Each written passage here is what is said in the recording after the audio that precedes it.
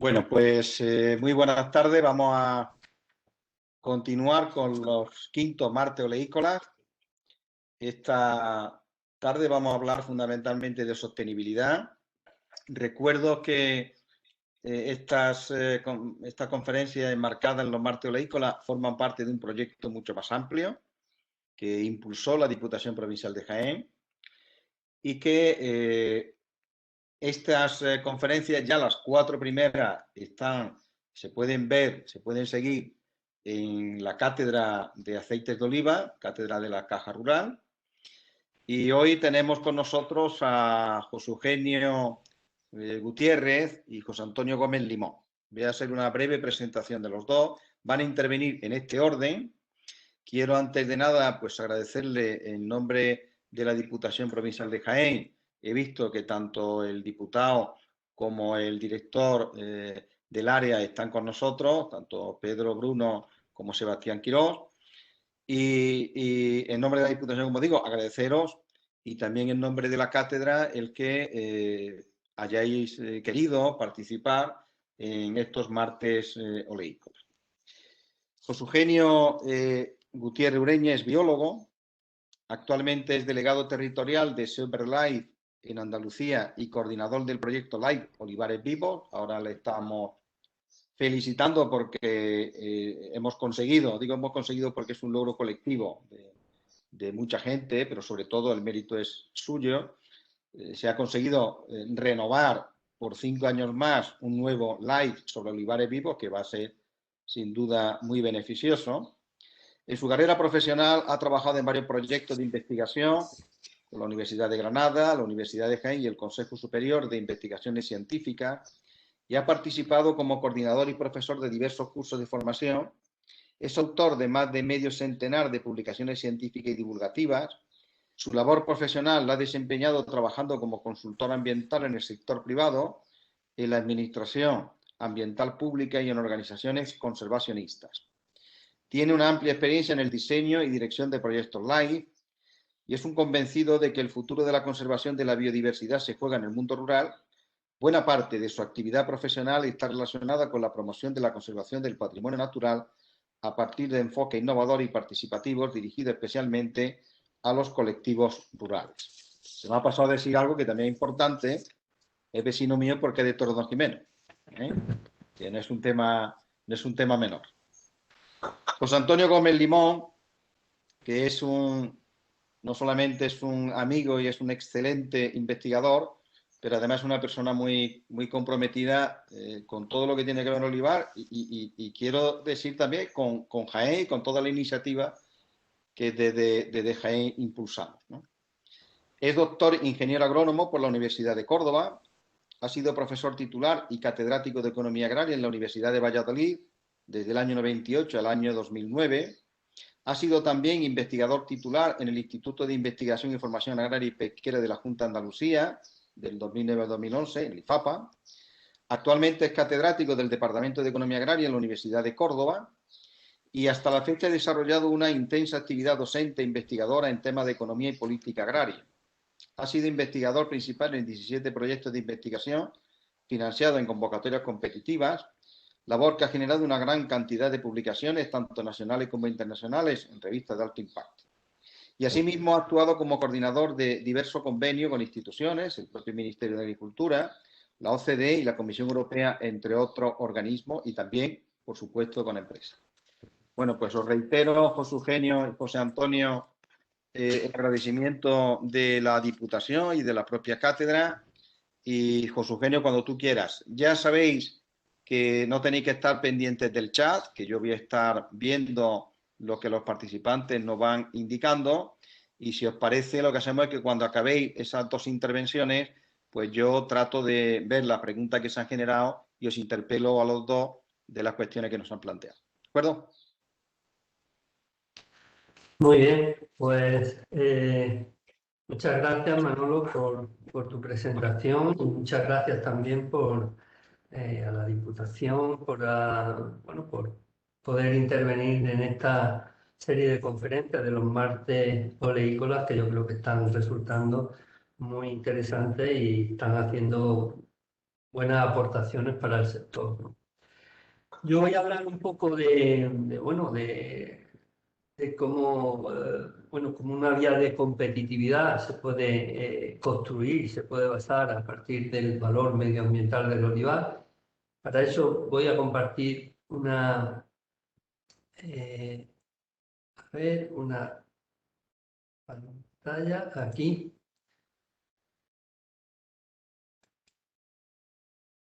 ¿Vale? Se ve, José Se Eugenio. ve, ¿no? Vale, muy bien. Pues nada, voy a tratar de ser breve y bueno, pues mm, voy a hablar de eso, de aprovechar el valor medioambiental del olivar para una olivicultura jiennense más competitiva. Y me voy a centrar por ello el proyecto que coordino, que es el Olivares Vivos, ¿no? Eh, ¿Por qué, un momento que voy a quitar esto de aquí, por qué los valores ambientales como vía de competitividad para el olivar, ¿no? Pues bueno, fundamentalmente por su trascendencia socioeconómica. Aquí estamos hablando de un cultivo del que, bueno, y esto lo conocemos en Jaén mejor que en ningún sitio, ¿no? Con una enorme trascendencia socioeconómica, y más en la provincia, y bueno, pues que está en una crisis recurrente que casi se está cronificando. Esto es como bueno, cuando muchas enfermedades empiezan de forma paroxística, pero al final se acaban cronificando, ¿no? Y bueno, pues Olivares Vivos surge de ahí, ¿no? Y yo he sacado esa pancarta de precios justos para un olivar vivo y yo quería que reflexionáramos y le diéramos la vuelta, ¿no? Por qué no un olivar vivo para conseguir precios justos, ¿no? Sobre eso es sobre lo que yo quiero hablaros, ¿no? Eh, y quiero hablaros porque, a ver un momento, porque no me pasa la diapositiva ahora. Y bueno, Olivares Vivos surge en una provincia donde, bueno, las cifras de olivar son abrumadoras, ya son abrumadoras en nuestro país, son muy significativas en toda la cuenca mediterránea, pero en Jaén ya son impresionantes, ¿no? Los seis de casi 600.000 hectáreas, 66 millones de olivos, más del 90% de su superficie agrícola. O sea, en Jaén nos jugamos mucho con el olivar y además el olivar es fundamental para el entramado socioeconómico del Mediterráneo, pero es que lo que no nos hemos dado cuenta es que además el olivar es un agrosistema, es un cultivo fundamental para la conservación de la biodiversidad en el Mediterráneo. El valor medioambiental del olivar y sobre todo el valor del olivar para la biodiversidad es extraordinario. ¿Y por qué es esto fundamentalmente? Porque si os fijáis, la distribución del olivar se superpone casi de forma exacta con el hotspot, el punto caliente de biodiversidad más importante que tenemos en el Mediterráneo. Además, nosotros aquí, simplemente con que nos asomemos a la ventana de cualquier sitio que tenga cierta perspectiva, vemos como las joyas de la corona, los parques naturales, la Jaén Paraíso Interior, todas nuestras zonas más importantes y más emblemáticas de conservación de la biodiversidad, o están llenas de olivar, contienen olivar, o están rodeadas de olivar. Solamente en Andalucía hay más de 100.000 hectáreas en la red Natura 2000, la red de espacios más importante para la conservación de la biodiversidad en Europa, ¿no? Y esto, pues lo podemos, es una ventaja, es un valor ya de por sí, ¿no? Y se trata de aprovecharlo, ¿no? Como cualquier valor, pues este valor medioambiental que tiene el olivar, yo creo que lo tenemos que aprovechar, ¿no? Entonces, ahora mismo hay dos modelos fundamentalmente basados en el medio ambiente. Uno es el olivar ecológico y otro bueno, ahora acaba el proyecto LIFE, que ha servido para diseñarlo y ponerlo a punto, o sea, surgió hace 5 años que se lleva trabajando en él, el modelo Olivares Vivos, ¿no? El olivar ecológico es un valor añadido que sobre todo va a la salud ambiental, porque su principal característica y objetivo es bueno, el control en el uso y la ausencia de elementos de síntesis en el cultivo del olivar, lo que repercute en la salud, y eso está demostrado, y además tiene efectos colaterales muy positivos sobre la conservación, ¿no? Pero, sin embargo, no es el objetivo fundamental la conservación de la naturaleza del olivar ecológico. Sin embargo, sí que es el target fundamental, el objetivo fundamental del modelo de olivicultura Olivares Vivos. Olivares Vivos se centra sobre todo en la búsqueda de la conservación de la biodiversidad, es decir, de la conservación de la flora y la fauna, de la conservación de la naturaleza, ¿no?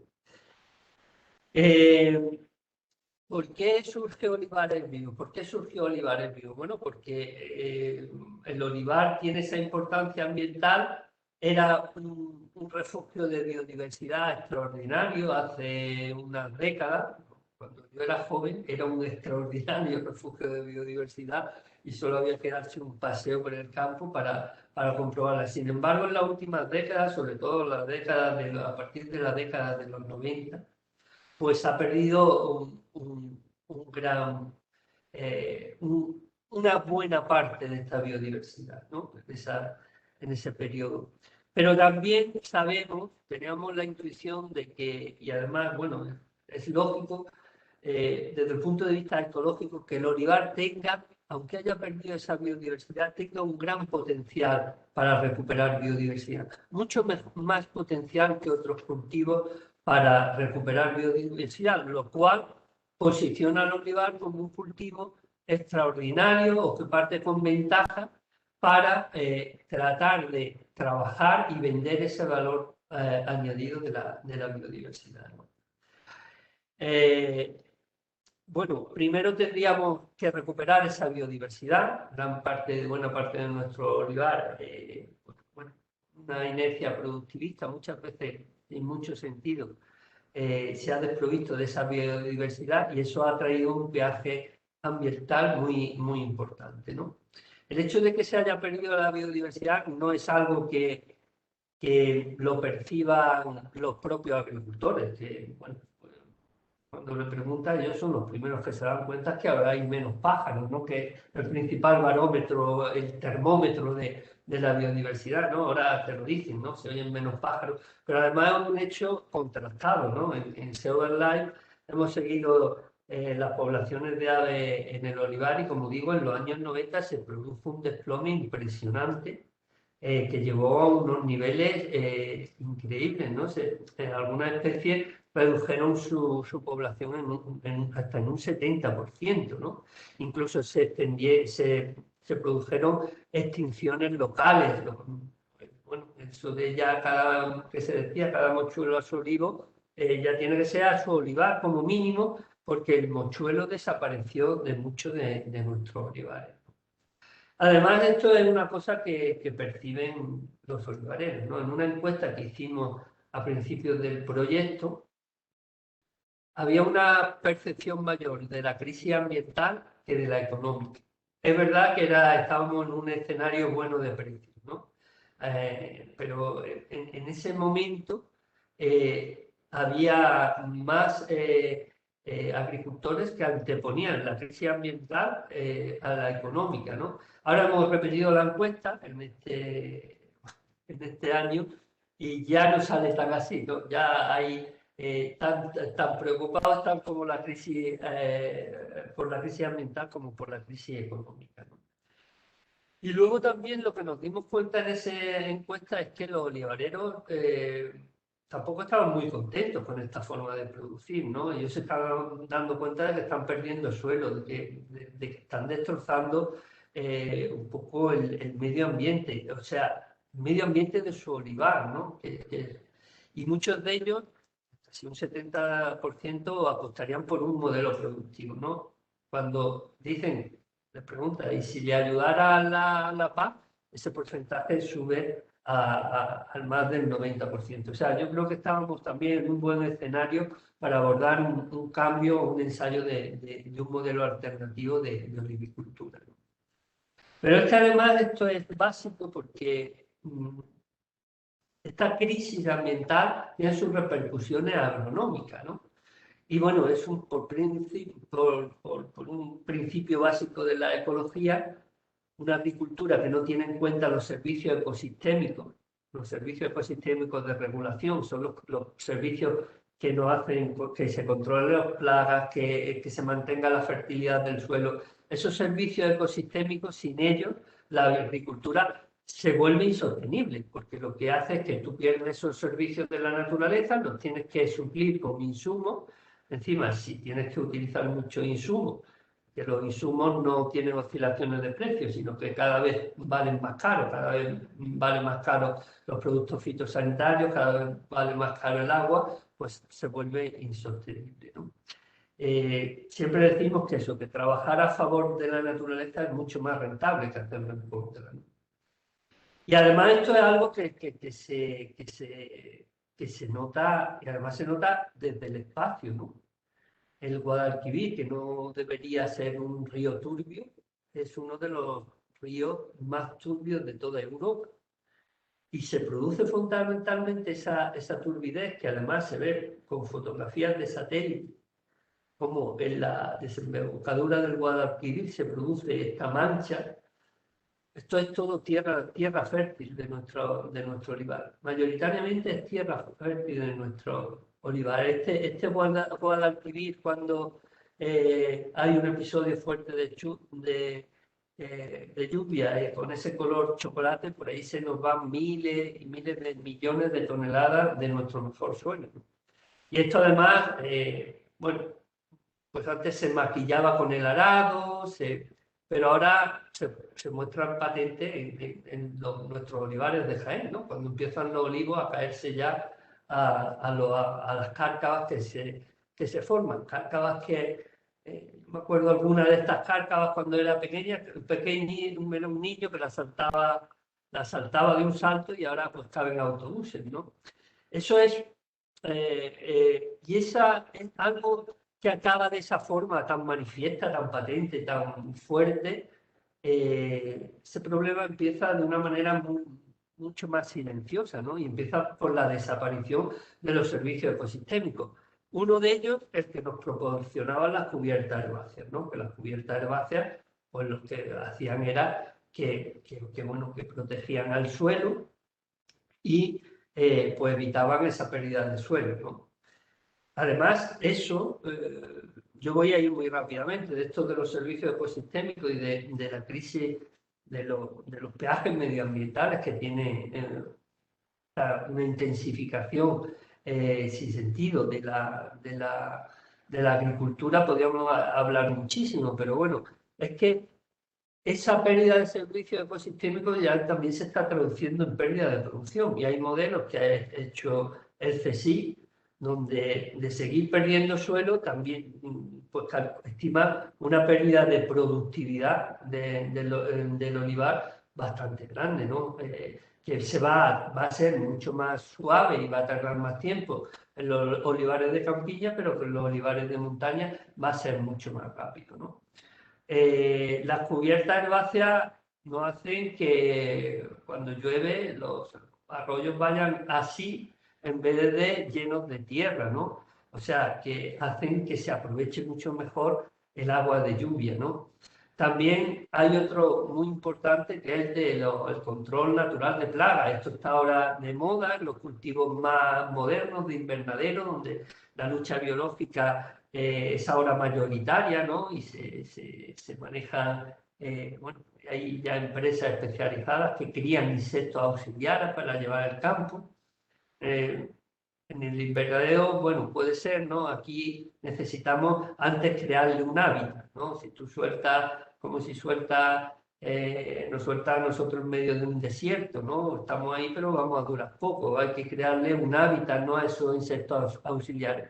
Pero tenemos la suerte de que el olivar es el cultivo que más cantidad de insectos auxiliares tiene. En olivares vivos estamos viendo, por ejemplo, el papel que tienen las hormigas tan impresionante en el control de la mosca del olivo y del bray, por ejemplo, ¿no? Entonces, bueno, toda esa labor que hace la naturaleza, los ecosistemas de Barde, gratis, pues lo perdemos con esta pérdida de servicios ecosistémicos, ¿no?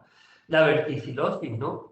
La verticilosis que es, bueno, aquí ahora mismo el primer problema de sanidad vegetal que tenemos en el olivar, pues bueno, ya se ha demostrado cómo con las cubiertas herbáceas se reduce de forma impresionante el inóculo de la verticilosis, ¿no? Como, además, esto lo hemos visto en uno de los olivares demostrativos que se pasó de olivar de suelo con herbicida a manejar cubierta herbácea, tenía 3 olivos afectados de verticilosis, que le habían dicho ya a los peritos que lo mejor era que los cortara, los quemara, etcétera. Pues bueno, se ha empezado a trabajar con cubierta herbácea y se han recuperado, ¿no? O sea, eso es así, ¿no? ¿Y de qué depende la biodiversidad? ¿Cómo la recuperamos?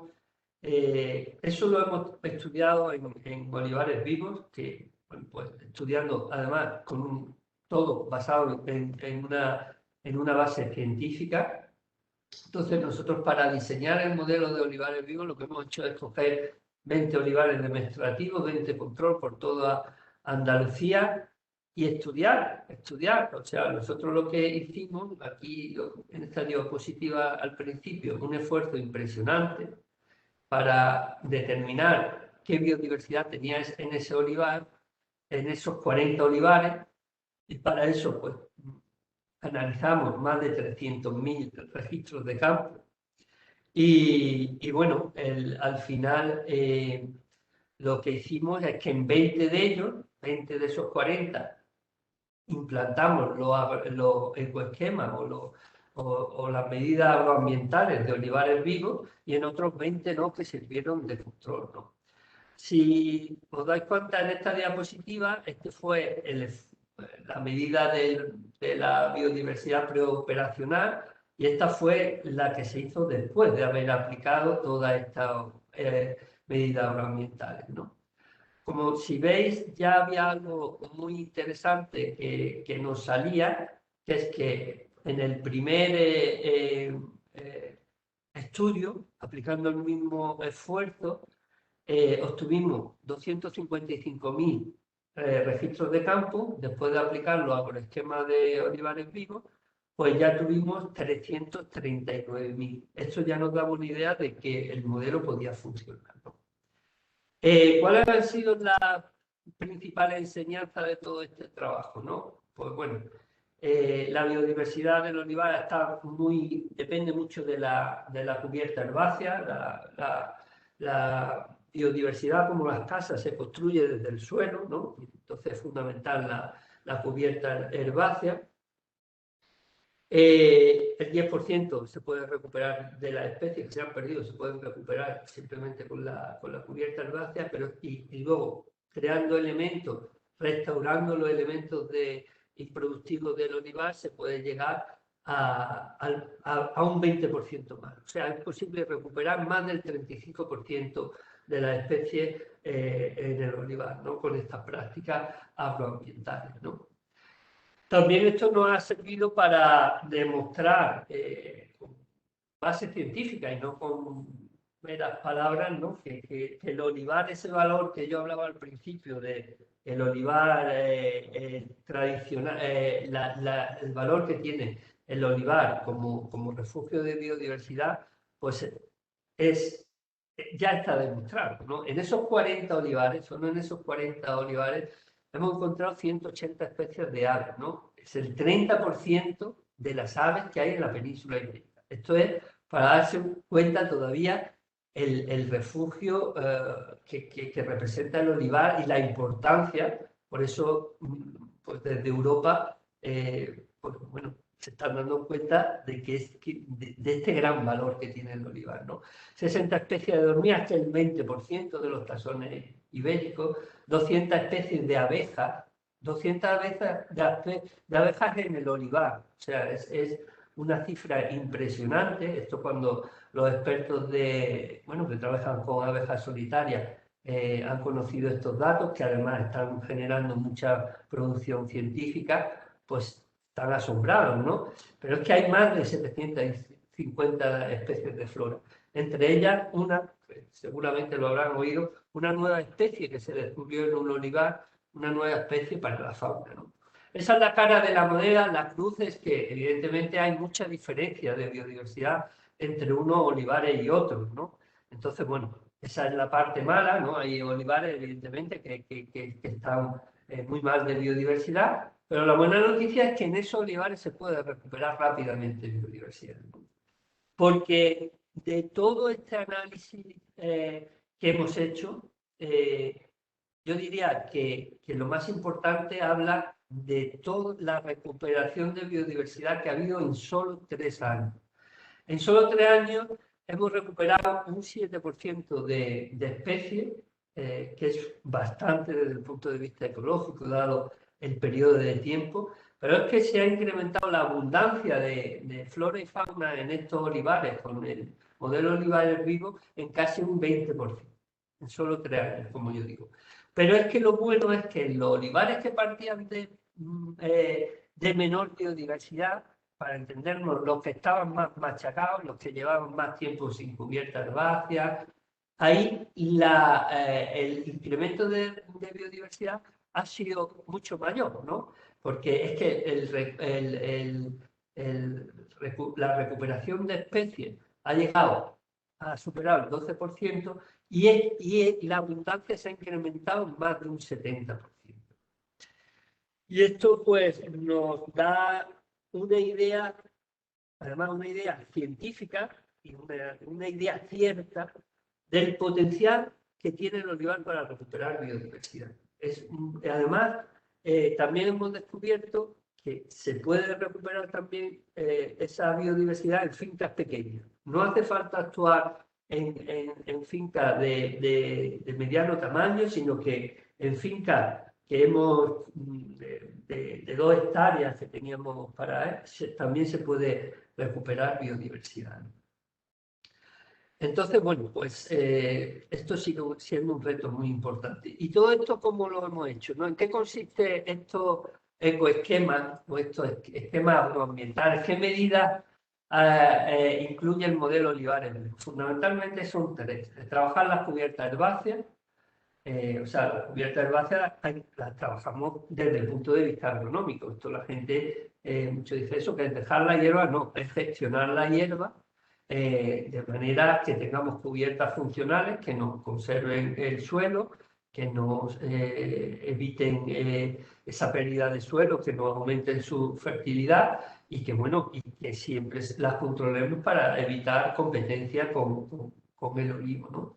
Restaurar esas zonas improductivas que se han perdido en el olivar, los bordes de camino, esos carcabones que se han hecho, en vez de dejarlos y echar ahí lo primero que eso nos ocurra, pues simplemente reforestarlo, y eso, a la vez que nos sujeta a erosión, también nos va creando esa biodiversidad, ¿no? Y luego mejorar el refugio para la fauna. Hemos hecho algunas charcas, construido algunos muretes, poner nidales para abejas. O sea, son medidas muy sencillas y fáciles de llevar a cabo, ¿no? por el agricultor, ¿no? Al final, bueno, pues se trata de tener esa diferencia. Al final, pues bueno, pongo simplemente unas fotos para que veáis pues, la linde que hace los olivares demostrativos con los olivares que no lo son. Pues aquí vemos, este es un olivar demostrativo que llega hasta aquí y este no lo es, pero esto se ve desde el espacio, ¿no? Con los análisis de VDI, el rojo es lo que mide la cobertura herbácea. Pues veis la diferencia que hay entre un olivar demostrativo y lo que hay en su entorno. Además, esto hace que podamos vender todavía mejor el olivar, porque el olivar, que ya de por sí es un cultivo que secuestra carbono. Estamos en un escenario de cambio climático y esto sabéis que es una preocupación principal. pues el olivar que gestiona cubierta herbácea secuestra el doble de carbono que uno con suelos desnudos, ¿no? Entonces, para que veáis solo en 4 años la vuelta que se le puede dar a un olivar con esta. Entonces, bueno, pues como hemos revegetado, estos son fotos de antes y después, donde había una zona que se encharcaba, que todas las olivas que había acababan secándose, pues creamos una charca, está en el mismo sitio, ¿no? Creamos una charca y eso es un punto de biodiversidad, ¿no? Pues zonas que estaban peladas, pues se revegetan y bueno, y hacemos y contribuimos también a mejorar muchísimo el paisaje, ¿no? De todas, por eso sabemos que podemos recuperar biodiversidad, ahora sabemos que estamos en un cultivo y para que esto sea sostenible tenemos que transformar esa biodiversidad en rentabilidad, ¿no? Entonces, bueno, ¿cómo se transforma? Pues bueno, uno por el ahorro de insumos, ¿no? Hemos hecho un análisis, no solo hemos seguido la biodiversidad en estos olivares demostrativos, ¿no? Hemos seguido también la evolución de la productividad, hemos seguido el gasto que ha habido en insumos. Y primero, el primer dato que nos sale de ese análisis, ¿no? Un análisis de competitividad que ha hecho la consultora Juan Vilar, consultora estratégico, la principal conclusión es que la productividad de la finca no se ve afectada por esta medida. Esto se ha hecho comparando la evolución de esa finca, de la productividad de esa finca con fincas de su entorno referente, y se ha visto que no hay diferencia significativa. O sea, olivares vivos no afecta a la productividad. Pero es que olivares vivos en esta finca se ha producido en estos 5 años una reducción del 22% de gasto en fitosanitarios y fertilizantes, ¿no? Y si eso le suma bueno, que podemos vender ese valor añadido, pues parece, en principio, ¿no? Es que podemos decir con tranquilidad que es un modelo competitivo, ¿no? Además, bueno, cuando ya entras en aprovechar este sello, en vender envasados, pues bueno, esas oscilaciones de precios que se producen con los graneles no se producen con las ventas en esas mismas fincas de aceite envasado, ¿no? Y lo que esperamos es que con el sello Olivares Vivos pues se pueda vender más ese aceite, ¿no? Por eso también detrás de Olivares Vivos hay una estrategia comercial para que Olivares Vivos sea una marca competitiva en el mercado del aceite, ¿no? La estrategia es simplemente, bueno, por una parte hay un interés creciente de instituciones interesadas en la biodiversidad y por otro, ya hemos demostrado que es un cultivo estratégico para la conservación de la biodiversidad y además que tiene un extraordinario potencial para recuperarla, ¿no? Pues conectar eso es básico, ¿no? Y para eso la Universidad de Jaén, el Grupo de Investigación de Mercado, que forma parte Manuel Parras, ¿no? Pues ya ha hecho un estudio de mercado, ¿no? Para analizar cómo hay que enfocar la estrategia de venta en varios países, ¿no? En el mercado del aceite de oliva, ¿no? Bueno, pues ya ese estudio ha arrojado conclusiones, ya se sabe por dónde tenemos que enfocar esa promoción y cómo tenemos que enfocar esa venta de ese valor añadido. Para eso también pues, se diseñó el sello Olivares Vivos y bueno, y también se ha puesto en marcha una estrategia de promoción, bueno, a través de distintos canales, uno de ellos, por ejemplo, pongo aquí en redes, y está analizando también cuál está siendo el impacto de esa promoción, de ese trabajo que se está haciendo dentro del LAI Olivares Vivos para ver cómo responde la gente, ¿no? En principio, bueno, pues ya se han etiquetado también esos aceites y bueno, ahora pues se está estudiando también, pues, bueno, pues cómo se queda la gente con el sello, cuál es el impacto de ese sello y bueno, pues se está viendo de que en la comparativa de muchos de otros sellos que hay relacionados con aspectos ambientales en el mercado, el sello Olivares Vivos, cuando la gente lo ve por primera vez, es uno de los sellos que más retiene, que la gente más recuerda, ¿no? Entonces, bueno, pues al final se trata de eso, de avanzar en conquistar nuevos clientes. Yo creo que la base de, bueno, lo que tenemos que hacer es conquistar nuevos clientes, conquistar nuevos nichos de mercado, y para eso Olivares Vivos pues creemos que es ya un modelo competitivo y que lo que tenemos que hacer es, bueno, pues expandir este modelo, transferirlo a otros cultivos también para seguir con esta vía, ¿no? Y simplemente para terminar, que ya creo que voy de tiempo, termino diciendo que, bueno, que aparte de todo esto en Olivares Vivos también hemos buscado también una multifuncionalidad del olivar, ¿no? También a través de campañas escolares, porque si queremos vender a valor añadido, lo primero que tendremos que querer al olivar y apreciarlo somos nosotros. Los niños no sabían, no había ningún material didáctico que le enseñara lo que la dimensión ambiental del olivar, la cultural. Y bueno, esto también lo hemos hecho en Olivares Vivos. Y bueno, al final, bueno, tenemos que ser productivos, evidentemente, tenemos que ser competitivos, pero también tenemos que generar paisaje y tenemos que crear cosas que vender, ¿no? O sea, una de las cosas que se dicen del oleoturismo, el oleoturismo no nos vamos a hacer todo, ahora nos vamos a hacer, bueno, pues guías turísticos, todos los olivareros, pero si hay gente que viene al olivar y conseguimos que venga el olivar, crearemos un valor para vender nuestros aceites, ¿no? Siempre se ha dicho, los italianos en la Toscana venden el aceite, los italianos no sé qué, pero a lo mejor porque están vendiendo más cosas que aceites, ¿no?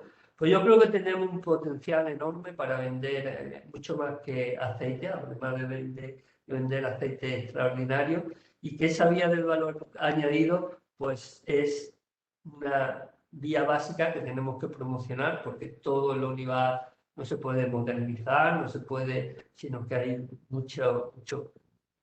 gran parte de nuestro olivar que solo se puede hacer competitivo a través de la vía del valor añadido, ¿no? Y la biodiversidad hemos demostrado que es un valor muy potente para iniciar esta vía, ¿no? Y con esto, pues, lo dejo en principio, ¿no? Muy bien, José Eugenio. Efectivamente,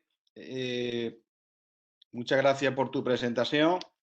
Quítala y le voy a pasar la pelota a José Antonio para que él cuelgue la suya, ¿eh?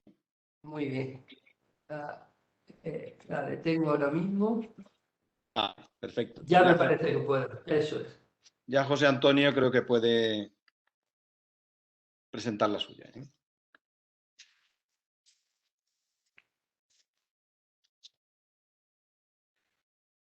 José Antonio, no te oímos. Tienes... Ay, perdona. No, pues nada, estaba diciendo que efectivamente me has pasado la pelota del programa que me permite ahora presentar. Bueno, antes de nada, pues muchas gracias, Manolo, por la invitación. Tú sabes que siempre, aunque sea online, vengo encantado a Jaén y espero pues contribuir también un poquito con lo poquito que sé y con lo mucho que estoy aprendiendo hoy de José Eugenio, por ejemplo, y con todo lo que nos van a comentar luego los asistentes en este tema.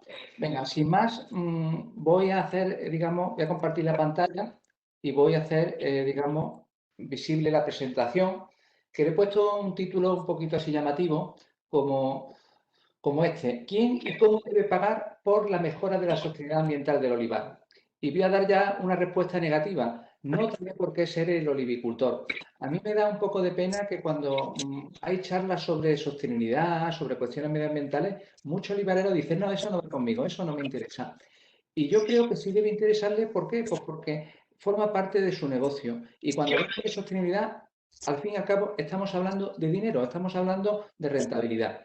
Y en este caso lo que yo quiero explicar, cómo la sostenibilidad, en principio, buena parte de ella va a tener que pagar por ella la sociedad en su conjunto. Y es un poquito lo que quiero comentar a través de este esquema.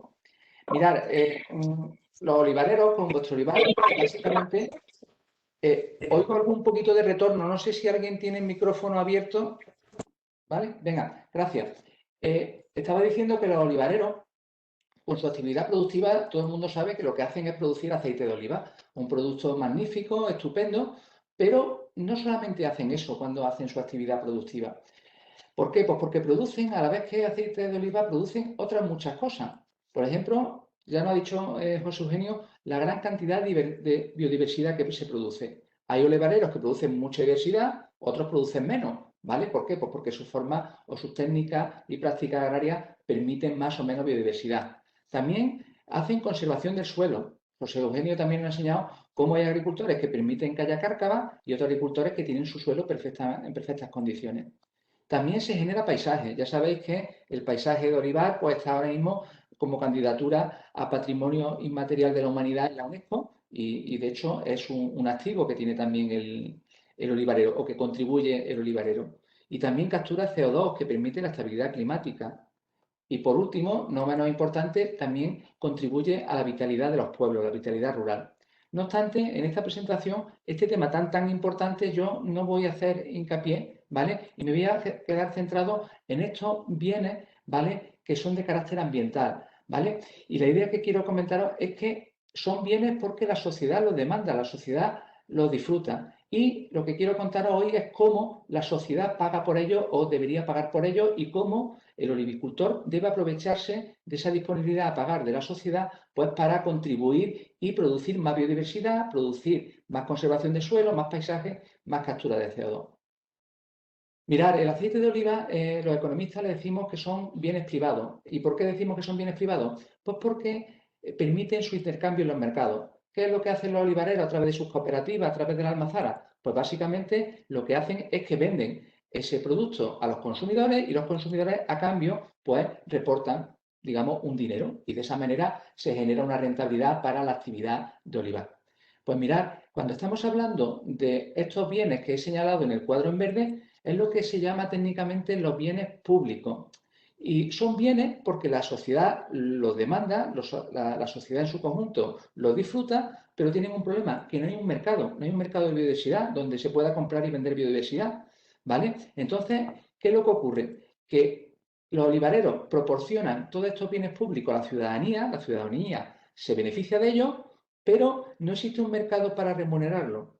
Sin embargo, eso no significa que no se remunere. Lo que quiero contar hoy, básicamente, que existen instrumentos, básicamente a través de la política agraria, que permiten al agricultor, al olivicultor en este caso, remunerarse, tener una recompensa por ese buen desempeño medioambiental y en la producción adecuada de biodiversidad, conservación, paisaje, captura, etc. Bien, por eso ahora lo que me voy a centrar es básicamente en qué instrumentos de política agraria se están desarrollando, hay ya desarrollados, por los cuales el olivicultor puede optar a una fuente de financiación adicional para tener un mejor desempeño ambiental. Bien, para eso, la gran política que tenemos es la política agraria común, la PAC. Y dentro de la PAC existen dos grandes vías, dos grandes que se llaman pilares. Está el primer pilar de la PAC, que son los pagos directos que todo el mundo conoce. El principal pago directo es el llamado pago básico. Sin embargo, el pago básico en principio no tiene mucho que ver con la provisión de bienes públicos ambientales. Quizás sí tenga que ver con la provisión de bien público vitalidad de las zonas rurales, ¿vale? ¿Por qué? Pues porque permite una actividad económica en muchas zonas y permite la vitalidad de los pueblos, pero no está básicamente orientado al medio ambiente. Solamente tiene una relación mínima. ¿Por qué? Pues porque, como sabéis los que trabajáis en el olivar, para cobrar el pago básico hay que cumplir lo que se llama la condicionalidad. La condicionalidad son una serie de normas medioambientales muy básicas, que deben cumplirse para poder recibir este pago básico. Pues mirad, el cumplimiento de esta normativa básica de carácter medioambiental lo que impone es una provisión mínima de bienes públicos ambientales, es decir, es lo mínimo que debe contribuir el olivicultor de forma obligatoria a los bienes públicos ambientales. A partir de ahora, todo lo que vamos a decir son digamos, posibles mejoras que puede hacer en la explotación para proveer más y mejor de estos bienes públicos ambientales, pero lógicamente a cambio de una contraprestación económica. Por eso existe el pago verde. El pago verde actualmente está fijado como un porcentaje del pago básico, concretamente el 52%, y los agricultores en general lo cobran si cumplen con 3 medidas: la diversificación de cultivos, el mantenimiento de superficie de interés ecológico y el mantenimiento de pastos. Ninguno de ellos tiene que ver con el olivar. De hecho, el olivar, simplemente por ser un cultivo permanente, como el resto de cultivos permanentes, automáticamente todos cobran este pago verde. Hasta ahora ha dispuesto de esta ventaja, ¿vale?, con respecto a los agricultores de cultivos herbáceos, que sí tenían que hacer algo más, ¿vale?, de la condicionalidad para poder cobrar este pago verde. Este pago verde, en definitiva, supone un segundo nivel, un segundo escalón, ¿vale?, en el nivel de provisión de bienes públicos ambientales.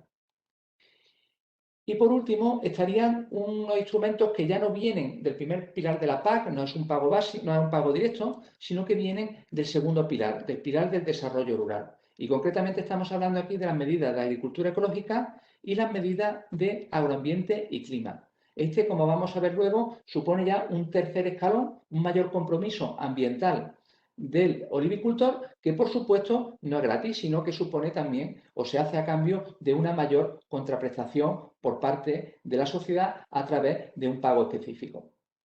Gráficamente sería lo que he dibujado aquí en la parte izquierda de la presentación, que sería, o bien representar una especie como de escalera, donde están esos 3 niveles de compromiso, esos 3 niveles, digamos, de provisión de bienes ambientales que el agricultor puede elegir, ¿vale? A medida que avance más en la escalera, pues lógicamente tendrá derecho a recibir mayores pagos. Bien, pues esto es lo que hay hasta ahora. ¿Qué es lo que ocurre? Que esto va a cambiar, y va a cambiar muy pronto. Ahora lo vamos a ver en la siguiente transparencia. Y va a cambiar por muchas cosas, pero entre otras cosas en el plano ambiental, porque se ha visto que el pago verde no funciona. Un pago verde que se da a todos los olivicultores, a todos, hagan lo que hagan, evidentemente no supone ningún incentivo, ¿vale?, para hacer una olivicultura más sostenible. Entonces, ese pago verde no está funcionando. A ver si, ¿vale? Perdón, vale, sí, es que no me funcionaba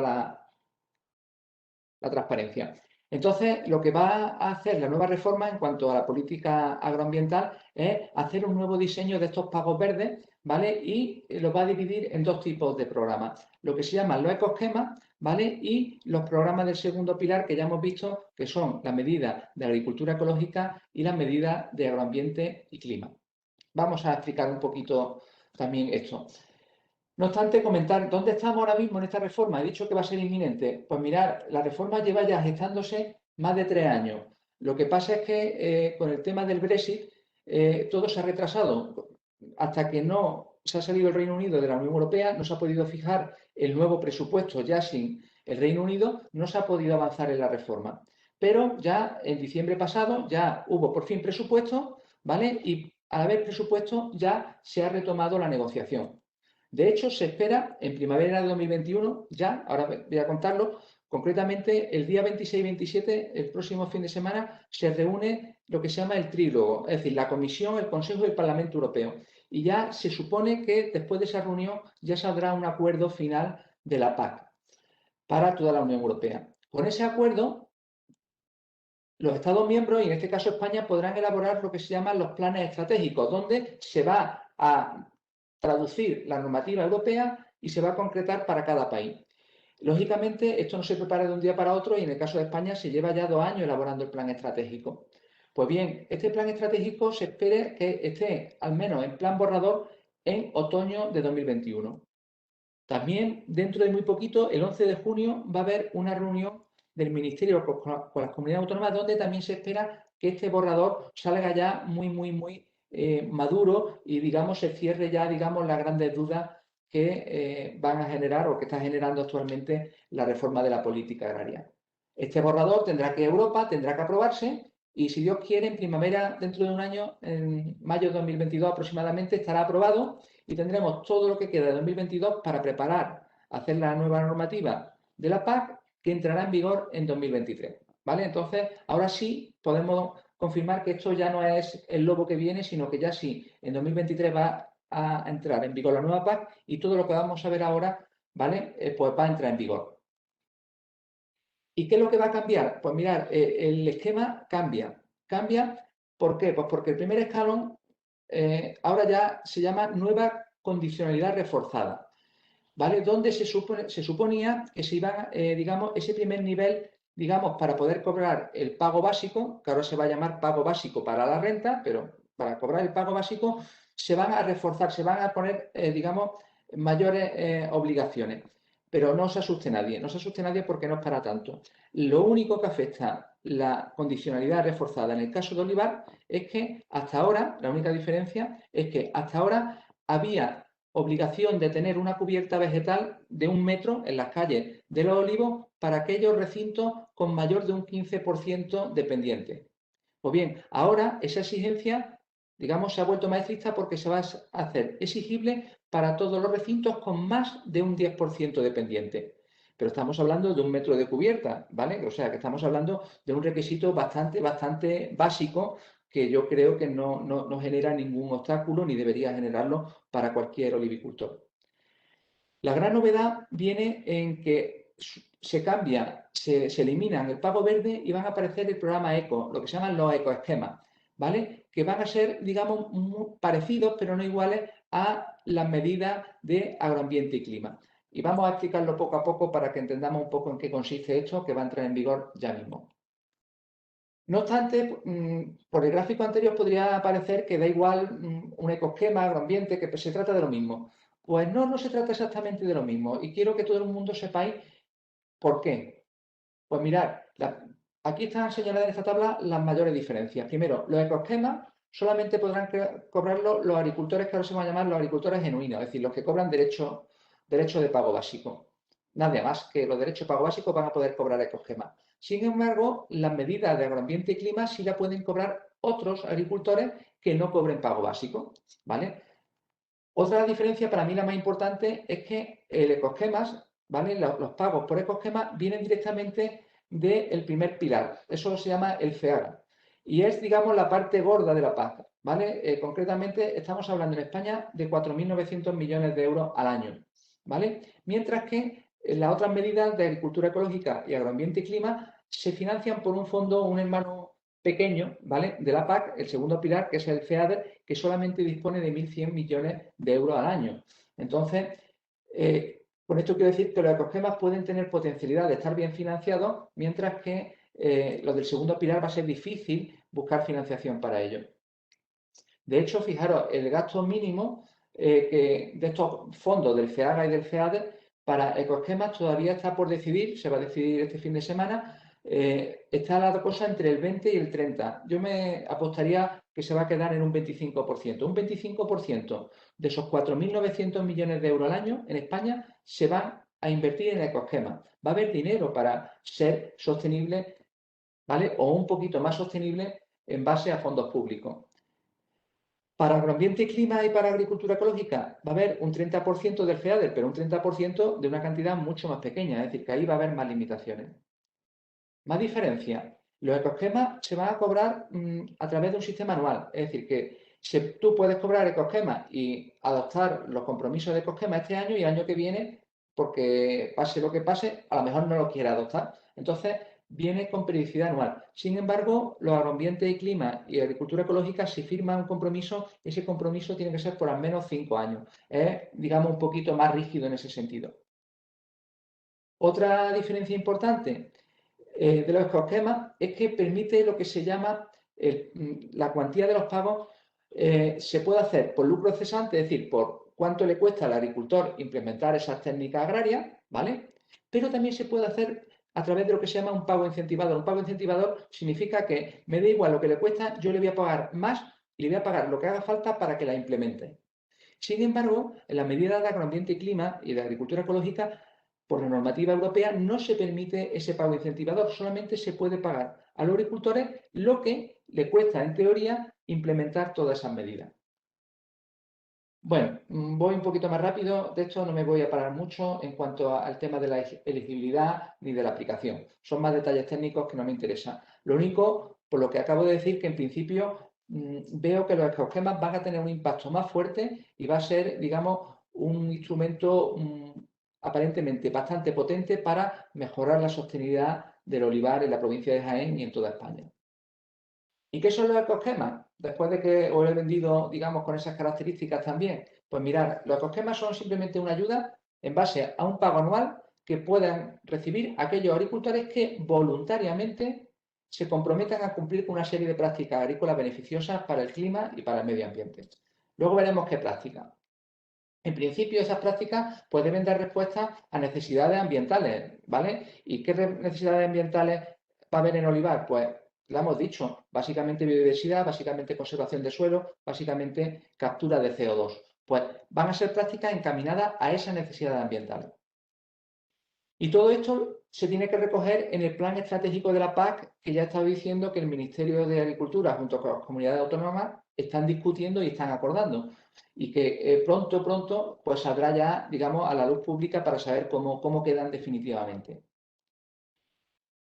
¿Y va a haber dinero? Ya lo hemos comentado, entre el 20 o el 30% del conjunto de pago directo, ¿vale? En definitiva, podemos decir que, básicamente, a nivel nacional, todo lo que se ha destinado hasta ahora para el pago verde, ahora va a cambiar de nombre y se va a dar a través de ecosquemas. La gran diferencia es que a los olivicultores antes se le daba porque sí a todo y ahora se le va a dar solamente a aquellos que quieran adquirir estos compromisos de implementar estas prácticas en favor, digamos, pues, de los bienes públicos medioambientales.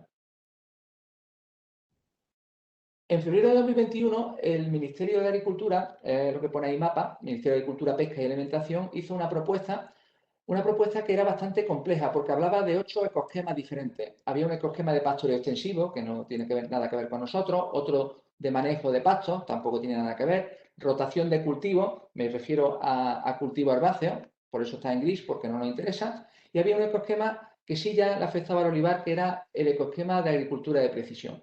¿De acuerdo? Donde se pretendía que la gestión de nutrientes, ¿vale? A través de balances de nutrientes en olivar, pues se hiciese de forma correcta para evitar contaminación con el uso de fertilizantes.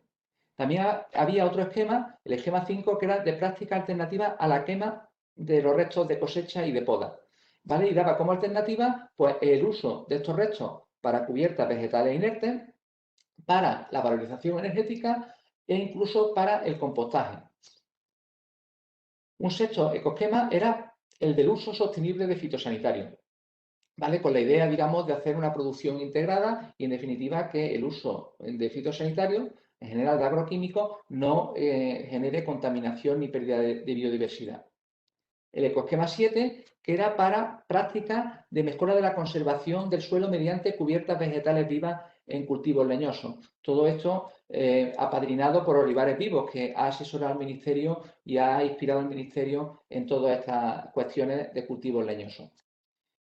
El ecosquema octavo era el de agricultura de conservación, siembra directa, que es para cultivos herbáceos, ¿vale? Y, perdón, he dicho antes 8, no, eran 9 ecosquemas. Y el noveno es de prácticas para la mejora de la biodiversidad, con márgenes multifuncionales e islas de biodiversidad. Hemos visto fotos clarísimas antes de José Eugenio, de que estamos hablando, esas lindes, esas pequeñas charcas, y también zonas de no cosechado. De eso no hablaba José Eugenio, pero también existiría esa posibilidad para poder acogerse a este ecosquema.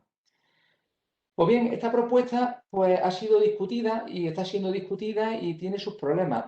Yo aquí comento qué es lo que debería esperarse de los ecosquemas para el olivar jiennense, para todavía que se está discutiendo intentar, digamos, de alguna manera meter baza y que favorezca la sostenibilidad del olivar. Y para eso tenemos que tener en cuenta que hasta ahora todos los olivicultores han cobrado el pago verde, ¿vale? Eso suponía para la provincia de Jaén 215 millones de euros anuales. Pues bueno, lo que habría que prever, hombre, que los ecosquemas permitan, con un esfuerzo, con un compromiso medioambiental, pero también que los olivicultores de la provincia de Jaén sigan cobrando esta cantidad, que se lo ganen, pero que puedan cobrarlo, ¿vale? Y para eso, ¿qué es lo que hay que intentar? Pues que el sistema de ecosquemas se constituya como un sistema modular, es decir, que haya un conjunto de prácticas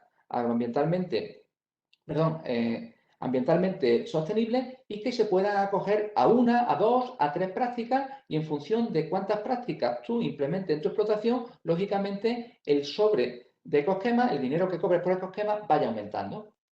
Y además también es importante que todo esto se gestione de forma administrativamente sencilla. Si un olivicultor que tiene 3 hectáreas le hace firmar 4 expedientes de 50 páginas, difícilmente se podrá desarrollar este tipo de actividades con éxito. En este sentido, ahora comentaré en la siguiente transparencia que ya hay filtraciones, que el mapa, el Ministerio de Agricultura ha escuchado las críticas del sector de todas esas ecoesquemas anteriores y se está apuntando de que al final va a haber un ecoesquema único con un menú de prácticas, como estábamos diciendo, para que cada agricultor opte por de ese menú de las prácticas que quiera y como cuando va a un restaurante elige el menú que tú quieras, pero en vez de pagar por los platos, ¿vale? Que eliges lo que hace es cobrar, digamos, porque en este caso son compromisos agroambientales que tú adquieres. Y también un tema muy importante, y esto no está tan consensuado, la idea es que estos pagos deberían establecerse en base a un porcentaje del valor del pago básico en cada región PAC. ¿De qué estoy hablando? Pues que no es lo mismo implementar una cubierta vegetal en un olivar de regadío de la loma, ¿vale? Que implementar una cubierta herbácea quizá en un almendro de una montaña perdida de Alicante. No supone lo mismo una cosa y otra. Entonces, lógicamente, ¿vale? Por el compromiso del olivicultor, cuantificarlo en euros, pues lógicamente hay más compromiso en una persona que realmente está produciendo mucho que en una persona que está produciendo menos. Entonces, tendría cierta lógica exigir que los ecoesquemas se cobren como, digamos, no como un porcentaje del pago básico individualizado, porque eso está prohibido por la Organización Mundial del Comercio, pero al menos sí como un porcentaje del pago medio básico de cada región. Y por último, también es necesario para Olivar de Jaén que estos ecoesquemas, cuando se implementen, se hagan a través de pagos incentivadores, lo que he estado diciendo, no solamente por lo que cuesta, ¿vale? Sino por lo que se puede ganar en biodiversidad, como ha dicho antes José Eugenio. Como se puede ganar tanto por biodiversidad, se puede ganar tanto por conservación del suelo, etcétera, pues hay que hacer pagos para que se incentiven estas actividades. Y además se tienen que promocionar estos nuevos instrumentos, todas las cosas nuevas al principio cuestan trabajo entrar por ellas, pues hay que explicarlas bien y si hiciese falta hacer formación específica para que los olivicultores pues sepan correctamente cómo hacer esa cubierta vegetal, cómo establecer una zona multifuncional, etcétera. Pues todo eso hace falta. Comentar, bueno, el objetivo en definitiva es que la inmensa mayoría de los olivareros de Jaén se acojan a los ecoesquemas porque solamente así se podrá conseguir que el olivar de Jaén mejore en sostenibilidad ambiental. Esta transparencia parece que es mía, pero porque tiene el mismo diseño, un diseño similar, pero la he cogido de una presentación de la directora general de Desarrollo Rural que hizo la semana pasada. Y es donde ha empezado a cambiar el chip y ya no habla de 9 ecoesquemas, sino habla de un único ecoesquema con un menú de prácticas, como veis en la transparencia. ¿Vale? Si nosotros somos olivareros, tendríamos que irnos, digamos, dentro de las prácticas relacionadas con tipo de cultivo o tipo de superficie a las prácticas de cultivo leñoso. Y fijaros que va a haber dos prácticas agroambientales, como son el de cubiertas vegetales vivas y cubiertas vegetales inertes, relacionadas con el picado de restos de poda, etcétera. ¿Vale? Pues son dos prácticas que los olivicultores podrán acogerse y se fijará un pago si te acoges a la práctica 5 y otro pago si te acoges a la práctica 6. Y además existe una serie de prácticas transversales para todos los agricultores, ¿vale? Independientemente de que se dediquen a cultivos leñosos, herbáceos o pastos, ¿vale? Que serían las prácticas relacionadas con el uso de insumos, ¿vale? La práctica 7, que es el plan de gestión de insumos. Y también una práctica para la mejora de biodiversidad, que es la práctica 8, que es la de mantenimiento de islas, márgenes, elementos para la biodiversidad y zonas no productivas. Es simplemente tiene que ver, digamos, con lo que hemos visto antes, pero todo integrado en un único ecoesquema. ¿Vale? La idea es que los agricultores los conozcan cuáles son estas prácticas, analicen cuáles pueden aplicar de forma razonable en su explotación y mientras más prácticas adopten, pues más cobrarán en concepto de ecoesquema. Bueno, pues esto es lo que quería contar de ecoesquema de agricultura ecológica. Pues mirad, la agricultura ecológica es una medida también de la política agraria común dentro del segundo pilar que intenta incentivar la implantación de este tipo de agricultura. En ese sentido, por si no lo sabéis, comentaros que el Pacto Verde Europeo es, digamos, el gran reto que pretende la Comisión Europea para los próximos años.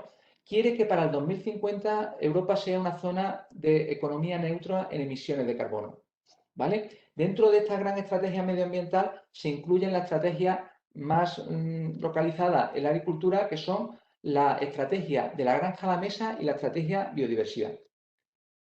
Pues bien, la estrategia de la granja a la mesa, entre otros objetivos medioambientales, lo que pretende es que al menos un 25% de las tierras agrarias en Europa se destine a la producción ecológica.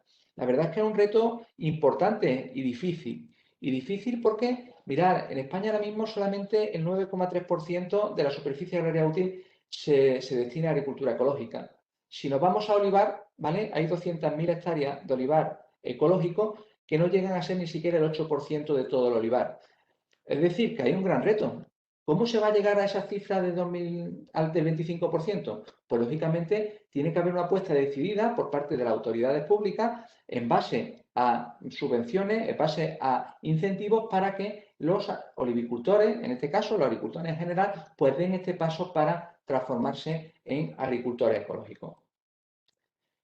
La agricultura ecológica lleva ya muchos años, como he dicho antes, siendo una medida del segundo pilar de la política agraria común, ¿vale? Y es una medida que lo que fomenta es la conversión en agricultura ecológica y el mantenimiento de los que ya son ecológicos en, digamos, que mantengan, digamos, esta forma de producción. En principio, en tema de olivar existen, por tanto, dos operaciones, se llaman operaciones a la aplicación de esta medida. Existe la operación conversión a práctica de olivar ecológico, que da una prima de casi 300 euros por hectárea durante los primeros años de conversión de olivar tradicional a olivar ecológico. Y existe una operación de mantenimiento de las prácticas de agricultura ecológica, que la prima está en torno a los 250 euros por hectárea. Es lo que estábamos diciendo, estamos hablando ya de un compromiso agroambiental mucho más exigente y por tanto los pagos van aumentando. Es lo que he dicho, que en principio quien debe pagar por la mejora de la sostenibilidad no es necesariamente el olivicultor, sino tiene que ser la sociedad a través de una serie de instrumentos. ¿Qué es lo que va a pasar con la reforma, con la medida de agricultura ecológica?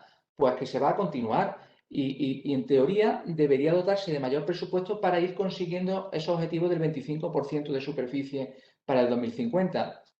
No obstante, yo creo que es necesaria una mejora sobre todo en el cálculo de primas, porque las primas que hemos visto antes son las mismas para cualquier tipo de olivar y lógicamente no tiene mucho sentido que se dé la misma prima a un olivar de montaña que es poco productivo para que se convierta en olivar ecológica que quizá a otro olivar que digamos, sea mucho más productivo, sea de regadío, etcétera, que la conversión en producción ecológica pues podría dar lugar a mayores primas.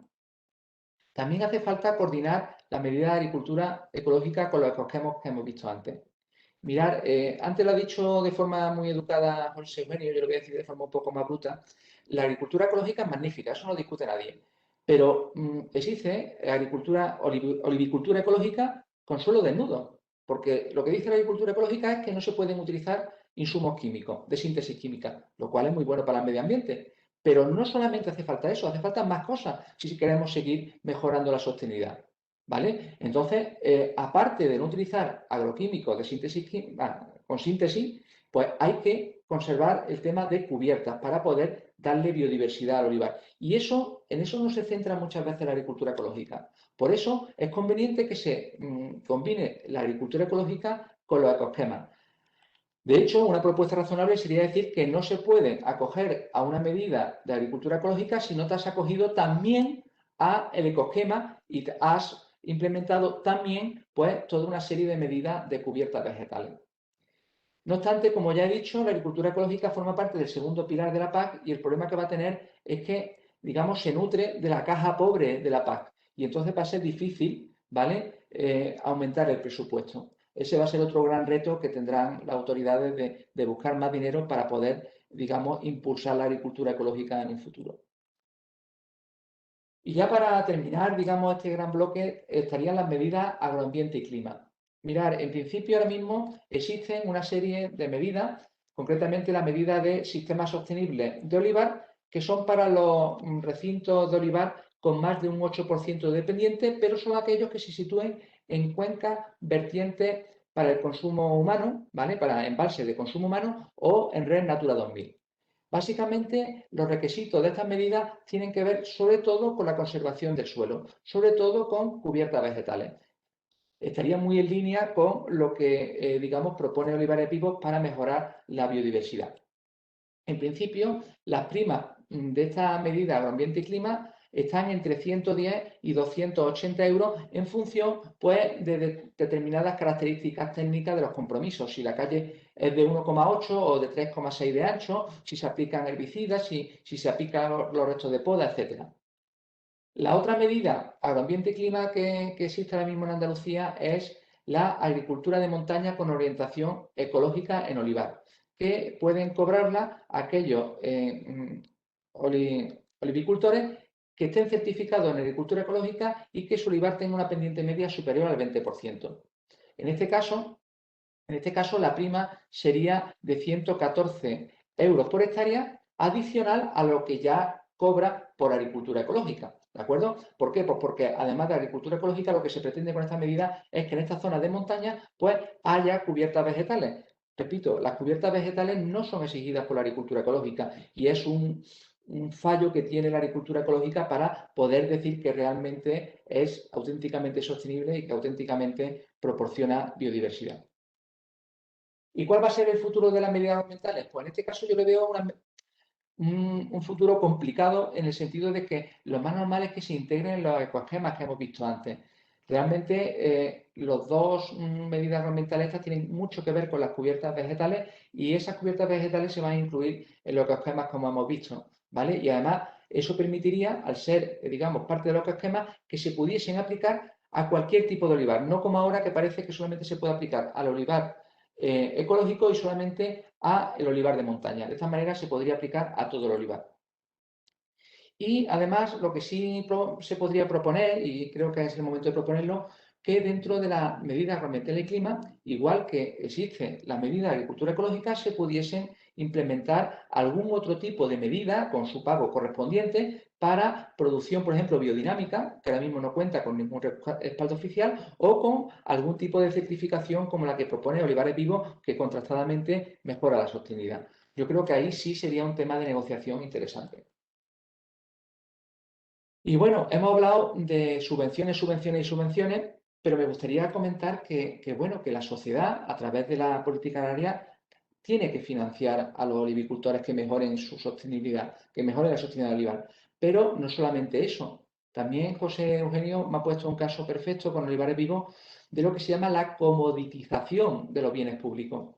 Se trata básicamente de entender que el mercado puede suponer una fuente de financiación, ¿vale? Por proveer estos bienes públicos medioambientales, ¿vale? La idea básica, y eso creo que en el debate con Manolo lo podremos discutir con más tranquilidad, es que el consumidor de aceite, por supuesto que quiere aceite de oliva virgen extra de gran calidad, pero está dispuesto a pagar también una cantidad adicional si ese AOVE de máxima calidad se produce con técnicas ecocompatibles, sean olivar ecológico o sean otro tipo de técnicas que demuestren que benefician al medio ambiente.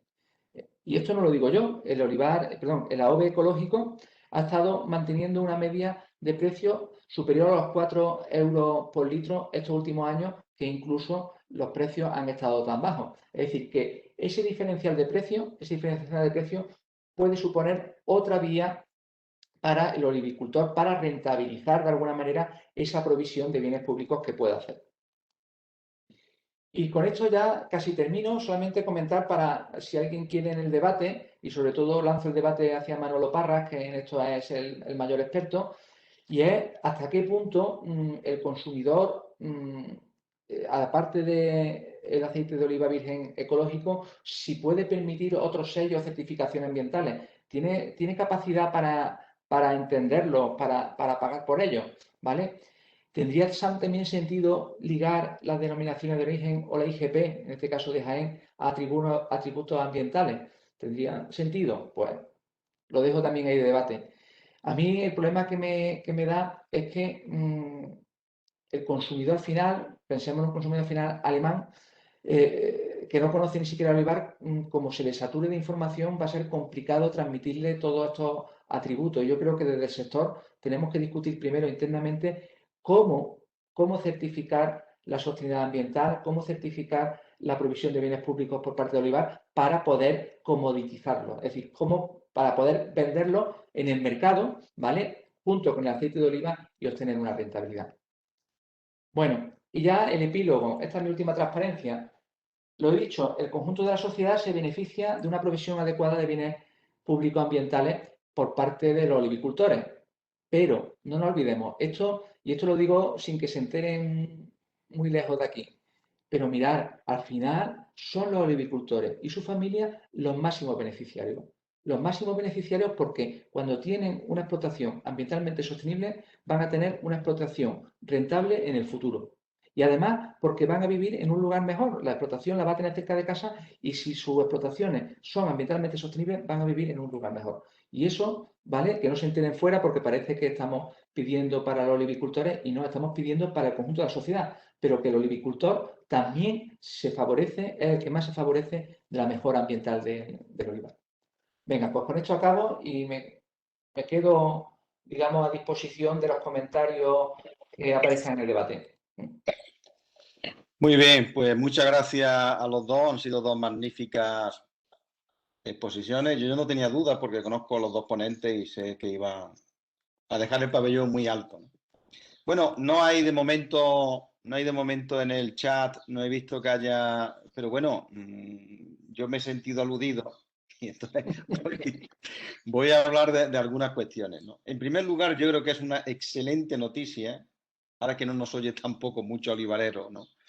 Que de verdad al pago verde se le dé una vuelta, porque el pago verde, tal y como se consideró en la anterior reforma, pues, en fin, no era en realidad un pago verde, era incrementar el pago básico vía renta y se acababa, ¿no? El hecho de que sea un árbol no significa que sea sostenible y hemos visto ahí ejemplos en las fotos que nos ha puesto José Eugenio. O sea, yo me alegro realmente de que por fin, que amagaba siempre la Comisión Europea, venía amagando ya en anteriores reformas, pero en esta yo creo que esto es de sentido común. En segundo lugar, decía José Antonio que hay segmentos de mercado que probablemente efectivamente no únicamente miren la calidad de un virgen extra, sino que valoren mucho más. Sí, eso yo le he puesto es un nombre que se llama AOVE aumentado, ¿no? Si la gente no solamente mira atributos intrínsecos, ni siquiera extrínsecos, sino atributos ocultos, ¿no? Esto que estamos hablando de la sostenibilidad, no solamente incluso eso, sino de la ética en los negocios, el no agotar acuíferos, por ejemplo, pagar salarios justos, todo este tipo de cosas forman parte de esto que llamamos responsabilidad social, y eso hay segmentos de mercado que afortunadamente cada día lo valoran más. Y luego hemos visto lo de los ecoesquemas. Yo creo que todavía los agricultores muchas veces dicen, bueno, esto es que dicen, pero ya nos pagarán, ya reclamaremos y ya nos lo darán, ¿no? Que viene el lobo, ¿no? Es que lo de los ecoesquemas, aparte de que yo creo que son muy justos, ¿eh? Los ecoesquemas, sea el cual sea, como al final queden, pues yo creo que es algo necesario y me parece muy bien que se les pague. Pero además, la gente todavía, muchos agricultores no han interiorizado, piensan que los ecoesquemas es una cosa del segundo pilar y que no están en el primer pilar, no, es que los ecoesquemas hay que decirle que están en el primer pilar. Y ya me gustaría a mí que las cooperativas, por ejemplo, que debieran hacer un papel fundamental en ir ya creando gente que forme a los agricultores en todo este tipo de esquemas de lo que estamos hablando, ¿no? Y los esquemas además encajan perfectamente, digamos que quizás los esquemas sean el hilo conductor de las dos charlas que habéis tenido esta tarde, ¿no? Cómo que tú al final, José Antonio, cerraba con esa propuesta. Es decir, cómo podemos utilizar a mí me parece que el olivares vivos es un modelo ideal que encaja perfectamente con los esquemas. Ideal, ¿no? Porque además, efectivamente, la agricultura ecológica va a estar en el segundo pilar y yo he oído a gente de la agricultura ecológica que no quiere que esté en el primer pilar. O sea bueno, todos sabemos las razones que tienen, ¿no? Pero a mí me parece que lo de olivares vivos encaja perfectamente con lo que se quiere hacer. Y si vemos los dos grupos que tú has puesto ahí, José Antonio, vemos que tienen en el grupo 1 y en el grupo 2, ¿no? De los esquemas. Es decir, que los agricultores pueden. Y luego ha dicho algo que me parece muy interesante. Es que, claro, en un mercado en el que existe una tremenda confusión de los consumidores en los aceites de oliva, ¿no? No podemos generar más ruido si ponemos muchos sellos, muchas señales en una botella, en un envase, en una lata, en lo que sea. Pues es curioso, creo que está Curro por aquí, pero se hizo un trabajo con relación a olivares vivos y parece que el grupo de gente, a medida que le metían más cosas que yo creí que iba a salir, que valoraban menos, pues resulta que valoraban más. O sea que esto es, la investigación muchas veces, la hipótesis de partida, pues te la refuta, y en este caso parecía que salía eso, ¿no?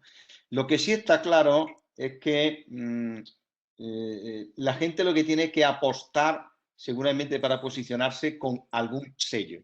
Es decir, incluso si yo soy un productor que tengo la posibilidad de diferenciar mis aceites con DOP o con IGP, pero de olivares vivos y además de ecológico y tal, probablemente yo lo que podría es, como tengo la opción de utilizar una cosa u otra, pues podría ir a segmentos de mercado que cuantas más cosas lleven, pues parece que valoran más, seguramente porque son gente público ya de alta implicación y que saben muy bien lo que aparece en una botella, pues iría ahí. Y a otro segmento de mercado iría, pues hay un segmento de mercado que lo que valora más ecológico iría ecológico, y si otro que valora más la vinculación al territorio iría con otro tipo de sello. No tienen por qué llevarlo todo, que a veces ve una botella y no te enteras de nada, ¿no?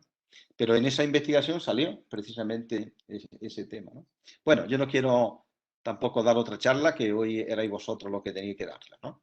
Pero dice Pedro Castel, que ya han empezado a escribir, dice, muy interesante todo, gracias. La intensificación del olivar va a ser un obstáculo para la mejora de biodiversidad. José Eugenio y José Antonio. Bueno, pues vamos, desde mi punto de vista, siempre la intensificación es negativa a la biodiversidad. O sea, cuanto más se especializa un cultivo, más se industrializa, pues más se pierde la biodiversidad, ¿no? Además, es la base de olivares vivos. En el olivar se perdió tanta biodiversidad por esa excesiva industrialización que tampoco tenía ya sentido agronómico, ¿no? Yo recuerdo esa época, ¿no? Tengo mis olivos como maceta y con lo que me sobra de la cuba he curado el arroyo. O sea, ese tipo de olivar, en un cultivo, cuanto más cosas distintas tiene a olivos dentro del olivar y más cosas diferentes a olivares tiene alrededor, más biodiversidad tiene. Lo bueno del olivar es que a poco que le cuide un poquito ese aspecto, recupera biodiversidad. El otro día un agricultor le preguntaba en uno de olivares vivos porque cultivaba sin cubierta y bueno, con olivares vivos empezó dejando lo que tenía que dejar de cubierta y en un olivar grande ha dejado al final todo su olivar de cubierta. Le preguntaba, bueno, pero es que antes en el olivar es que no había dentro del olivar biodiversidad, y decía, hombre, estaba dormida, no es que no hubiera, estaba dormida, ¿no? Y a poco que se le haga, pues se recupera biodiversidad. Y eso es lo bueno que tiene el olivar, que podemos pasar de un olivar industrializado a un olivar con biodiversidad y sin afectar la productividad. Es posible y se ha demostrado. No, yo, complementando a lo que dice José Eugenio, efectivamente, más intensificación significa más olivar y menos de otras cosas. Eso para la biodiversidad es negativo. Pero yo creo que no se trata de ver lo negativo positivo, sino en buscar un balance adecuado. Y por eso existe ahora el concepto de lo que se llama intensificación sostenible. Es decir, se puede mejorar la eficiencia del cultivo sin, digamos, deteriorar en exceso, digamos, la biodiversidad y la sostenibilidad de los sistemas. Y en este sentido también todo es relativo. Es decir, si tenemos ya un olivar ya de regadío y además con un marco relativamente pequeño, ¿qué queremos? ¿Intensificar más para pasar a superintensivo? Pues ahí creo yo que habría que pensárselo dos veces. Esa intensificación ya no sé si es sostenible, pero si estamos hablando de un olivar de campiña con un marco amplio de 12 por 12, el intentar aumentar la densidad del marco de plantación no necesariamente tiene que generar un detrimento de la sostenibilidad ambiental. Yo creo que con el conocimiento que vamos adquiriendo técnico, tecnológico, agronómico, yo creo que en muchas ocasiones sí se puede intensificar sin deteriorar el tema. Y ahí hace falta conocimiento, hace falta expertos, hace falta hacerlo con cuidado, pero ahí sí veo yo margen de compatibilidad de intensificación con sostenibilidad.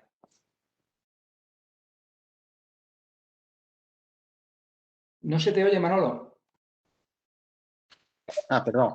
Digo que el otro día oí una noticia en Olimerca que me llamó la atención. La noticia era: el olivar en seto es más productivo que el superintensivo. Y yo creí que era lo mismo. Es decir, que esto ya es rizar el rizo. Ahora resulta que el olivar superintensivo es el que tiene entre 1.100 y 3.000 plantas, y el olivar en seto el que tiene entre 400 y 1.000 plantas, ¿no? Pero bueno, esto a lo que voy. Mira, una cosa es el asunto, digamos, agronómico, ecológico, de sostenibilidad, y otro es la percepción de los consumidores. Y la percepción de los consumidores es que un olivar, digamos, en seto. Otra cosa es lo que está diciendo José Antonio, que es una intensificación distinta, ¿no? Que un olivar en seto o superintensivo, si queremos ahora distinguirlo, no se asocia en absoluto con biodiversidad. Mira, esta mañana teníamos una conversación, Dori y yo, con un cienense que trabaja en París, y nos decía: en Francia el olivar español, y hablaba en general, se considera muy industrializado y no se asocia con naturalidad, con el concepto de naturalidad centroeuropeo de los países nórdicos, ¿no?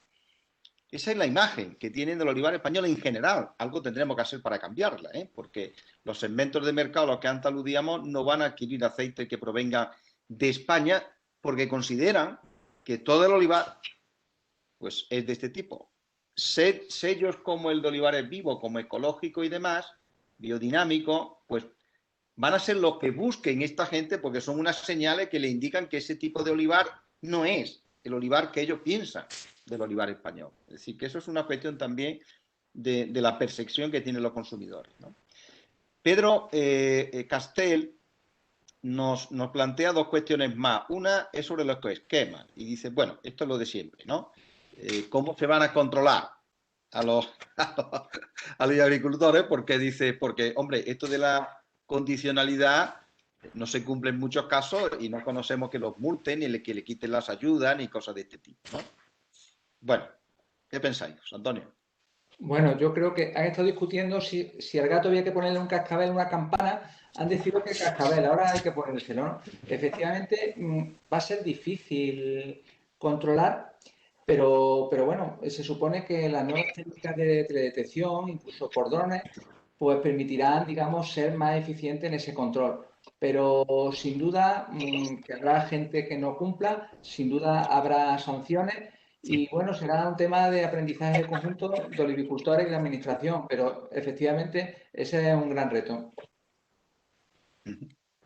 Sí, yo añadí que, bueno, en Olivares Vivos, que también estamos acabando bueno, de cerrar el esquema de certificación. Precisamente una de las preocupaciones es la medición, ¿no? La medición de resultados. Ahora, el gran cambio de la PAC es que ahora se dice que se va a pagar por resultados. Y hace muy bien Pedro en preguntar, pero se van a controlar, se van a poder controlar. Hay técnicas, como decía José Antonio, de teledetección, los índices, estos por ejemplo, NVDI, nosotros lo hemos analizado, responden muy bien bueno, a conseguir una cubierta herbácea funcional, con lo cual se puede medir de forma barata y de forma eficiente. También estamos investigando y poniendo a punto otros índices fáciles de medir, como el índice de conectividad, que se hace también a través bueno, de teledetección. Y bueno, yo creo que hay instrumentos hoy en día para poder controlar esto de forma efectiva, ¿no? Otra cosa es lo que tarden en ponerse a punto y bueno, y se van a poner las pilas los que tienen que hacerlo, ¿no? Eso es otra cuestión. Sí, yo también creo que con todo esto de los drones, la agricultura de precisión y demás, pues estas cosas, antes veíamos una imagen que nos ponía José Eugenio y se veía donde un olivar tenía cubierta vegetal y otro no, ¿no? O sea que, pues estas cosas se puede, entiendo yo que se podrá ir incorporando, ¿no? Y Pedro hace un comentario que también puede ser una pregunta, y se refiere a agricultura ecológica. Dice, el problema de la agricultura ecológica en el olivar es que hay muchas parcelas pequeñas, al menos en el olivar jiennense, ¿no? Que no cumplen con el tamaño mínimo, a no ser que sea algo colectivo. Ya lo habíamos hablado, esta es la primera de las conferencias de los martes oleícolas, ¿no? La necesidad del cultivo compartido y el cultivo, digamos, bueno, básicamente el cultivo asistido también para que pudiésemos obtener planchas más de un número de hectáreas que fuese más o menos que permitieran esto, ¿no? O la intensificación, ¿por qué no? Y todos los vecinos opten por la agricultura ecológica. Algo parecido pasará con las lindes y la isla que tienen los dos dueños y no siempre se pondrán de acuerdo. Bueno, esto yo creo que... A ver qué opináis. Yo tengo la mía, pero quiero oír primero la vuestra. Bueno, pues efectivamente es una preocupación. Por ejemplo, en el olivar ecológico, bueno, muchas veces tienen la imposibilidad de que cuando tiene un olivar muy pequeñito, tienes que dejar una especie de tampón de olivos que al final no te compensa, ¿no? Y luego también tiene que ver los costes de certificación, porque claro, un olivar pequeño, muy pequeño, le sale más cara la certificación. En el caso concreto de olivares vivos, no hay problema en el tamaño en cuanto a que no pasa como en el ecológico, se puede recuperar biodiversidad a pequeña escala, pero sí que tiene que ver también, o sea, es más caro, nosotros hemos las estimaciones que tenemos, es más caro la certificación en un olivar pequeño que en un olivar mediano o un olivar grande. Por eso también es y estamos en ello, ¿no? Estudiando pues métodos de certificación colectiva a partir de asociaciones y agrupaciones bueno, de juntar parcelas, ¿no? Aquí lo que sí que hay que aclarar, que muchas veces en el caso de la concentración parcelaria se hacen para eliminar lindes, para no sé qué. En este caso, las concentraciones es para la certificación, porque esos elementos del paisaje que constituyen esas lindes, esa diferenciación, pues valen su peso en oro cuando quieres incrementar biodiversidad. Entonces, bueno, pues en el caso de olivares vivos, lo que hay que atender es hacia esa colectivización, sobre todo para que la certificación sea más económica todavía. Muy bien, pues si queréis añadir algo más, los ponentes. No, yo solamente una pequeña broma, bueno, no es broma, es muy seria, que el problema de esa pequeña explotación no es que no se pueda coger agricultura ecológica, es que exista tan pequeña. Yo creo que el problema estructural, que no es el tema de hoy, es un tema que Jaén tiene que tratarlo y tiene que dar una salida. Una explotación pequeña difícilmente puede ser viable, por lo menos desde un punto de vista empresarial, ¿vale? Ecológico o no ecológico no puede ser rentable. Bueno, esto, daos cuenta la importancia que este asunto tiene, que dentro del trabajo que hicimos para la Diputación, pues era la estrategia que salía como prioritaria, ¿no? Nosotros tenemos, ya lo recordaba yo el primer día, las medias nuestras son de 5 hectáreas, en España 7, Andalucía 8, pero el problema nuestro es que si tuviéramos 5 hectáreas el olivarero bajo una linde, bueno, pues estaba fenomenal. El problema es que tenemos 5 hectáreas distribuidas en parcelas de 0,6 hectáreas. Y ese es el gran reto que tenemos de trabajar conjuntamente la gestión sin perder el patrimonio, porque eso también es un tema que en Jaén pues cuesta mucho, es un tema muy emocional y eso también hay que tenerlo en consideración. Bueno, pues muchísimas gracias. Damos por concluido la sesión de esta tarde, que ha sido, como todas, muy interesante, que nos permite ver que Jaén tiene que mirar al futuro y que no se duermen los laureles. Tenemos que liderar todo este tipo de cosas de los que quema y tal. No sé si lo estamos haciendo, a mí me da la impresión de que no mucho, pero en fin, igual estoy equivocado, ojalá.